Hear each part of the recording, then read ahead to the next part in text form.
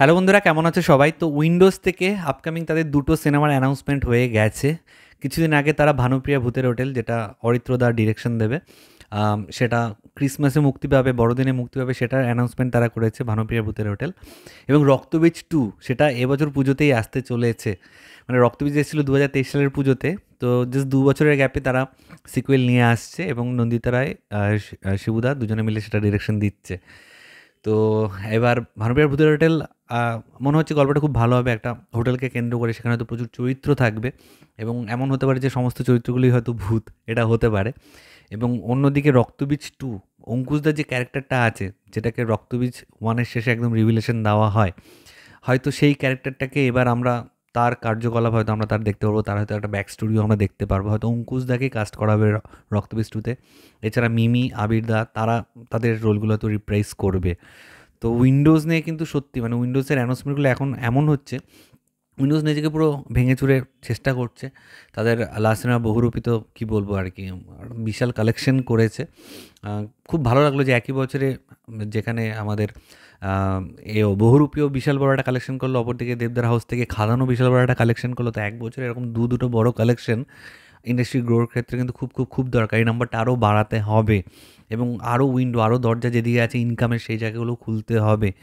তো উইন্ডোজ থেকে আশা প্রত্যেকের খুব বেশি।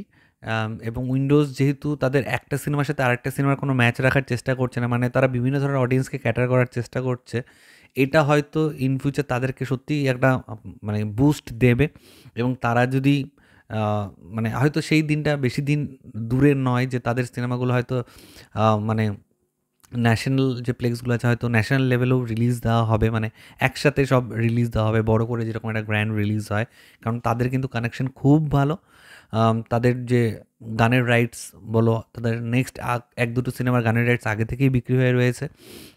একটা আর্টিকেল আমি পড়েছিলাম এবং এগুলো কিন্তু দেখা যাচ্ছে মুম্বাইয়ের বিভিন্ন হাউসের সাথে তাদের হয়তো কথাবার্তা চলে, সেই হাউসগুলো তাদের কাজকর্মগুলো হয়তো ফলো করে। তো এমন হতেই পারে যে বহুরূপীর মতন আরও একটা সিনেমা, ধরো বহুরূপী পার্ট 2 বা রক্তবীজ পার্ট 2 হয়তো একসাথে ন্যাশনাল লেভেলে, আমি বলছি না যে হিন্দি ডাবিং করে করতে হবে, বাংলাতেই হয়তো একসাথে অনেকগুলো জায়গায় একসাথেই মুক্তি দেওয়া হবে।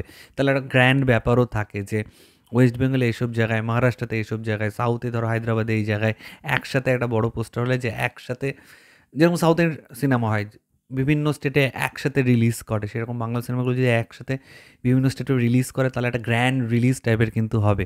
এখনও করে, এখন হয়তো 3 সপ্তাহ 4 সপ্তাহের মাথায় যখন দেখা যায় ওয়েস্ট বেঙ্গলে ভালো সাকসেস পেয়েছে, তখন তারা বাইরে এটা নিয়ে যায় একটু বাজেট করার জন্য, যে প্রথমেই ছেড়ে দেবো, তারপর যদি সিনেমাটা না চলে। তো অডিয়েন্স ওয়েস্ট বেঙ্গলে একটা টেস্টিং হয় যে ওয়েস্ট বেঙ্গলে কেমন চলছে না চলছে, ওয়েস্ট বেঙ্গলে ওয়ার্ক করে গেলে তারপর বাইরে বিভিন্ন জায়গায়, ধরো ব্যাঙ্গালোরে 2টো শো, হায়দ্রাবাদে 2টো শো, মুম্বাইতে 2টো শো, চেন্নাইতে 3টে শো, এরকম করে তারা তারপর ডিস্ট্রিবিউট করে। কিন্তু আমার মনে হয় সেই দিনটা বেশি দূর নেই, বেশি দেরি নেই যে একসাথে একই সময়ে বিভিন্ন স্টেটে বাংলা সিনেমা রিলিজ করবে। এবং সেটা যদি হিন্দি ভার্সনে আসে, যেরকম জিদ্দা করেছে, মানুষের ক্ষেত্রে করেছিল, চেঙ্গিসের ক্ষেত্রে করেছিল, সেরকম করতে বলে তো আরও ভালো। কিন্তু সেটার জন্য আলাদা মানে প্রস্তুতির দরকার হয়।